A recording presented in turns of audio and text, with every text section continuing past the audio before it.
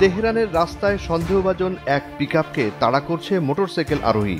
একজন মোটরসাইকেল আরোহীর তাড়া খেয়ে পড়িমড়ি করে ছুটছে পিকআপ ভ্যানটি।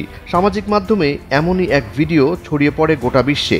জানা যায় ওই পিকআপ ভ্যানে নাকি ড্রোন তৈরির সরঞ্জাম ও বিস্ফোরক ছিল।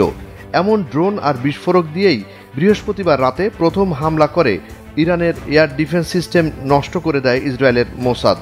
এই সুযোগে প্রায় ২০০র মতো অত্যাধুনিক যুদ্ধবিমান টার্গেট কিলিং মিশনে হামলে পড়ে তেহরানে।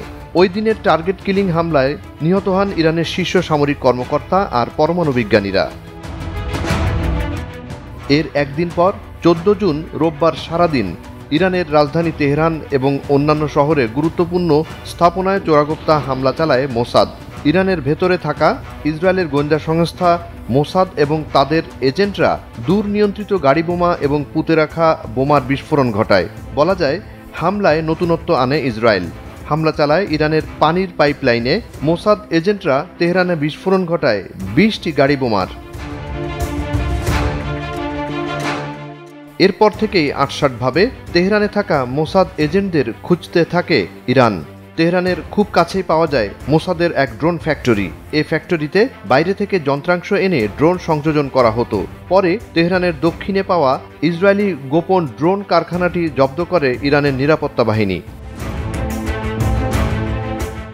শুধু ফ্যাক্টরি নয়, পুরো ৩তলা বাড়িটি মোসাদ স্থাপনা হিসেবে চিহ্নিত করে ইরানের গোয়েন্দা সংস্থা, যেখানে ভর্তি ছিল বিস্ফোরক ও ড্রোন।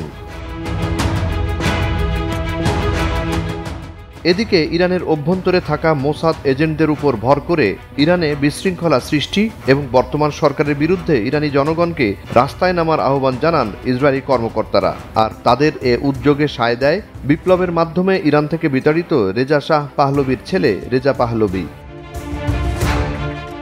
তবে তাদের এই আহ্বানে সাড়া দেয়নি ইরানি জনগণ, বরং উল্টো ইরানের প্রতিটি শহরের চেকপয়েন্টে দুষ্কৃতকারীদের ধরতে স্বেচ্ছাসেবক আধা সামরিক বাহিনী বা বাসিজ মিলিটারি মোতায়েন করে ইরান। ইরানের বাসিজ মিলিটারি হচ্ছে আইআরজিসির অধীনে বাংলাদেশের আনসারের মতো এক বাহিনী, যাদের রিজার্ভ ফোর্স ৩০ থেকে ৪০ লাখের মতো। এরপর থেকেই ইরান খবর দিতে থাকে মোসাদের এজেন্ট ধরা পড়ার। সন্দেহভাজন হিসেবে আটক করা হয় ৭০-এর বেশি ভারতীয়কে। অন্য ঘটনায় সন্দেহাতীতভাবে প্রমাণে মৃত্যুদণ্ড দেয়া হয় দুজনকে।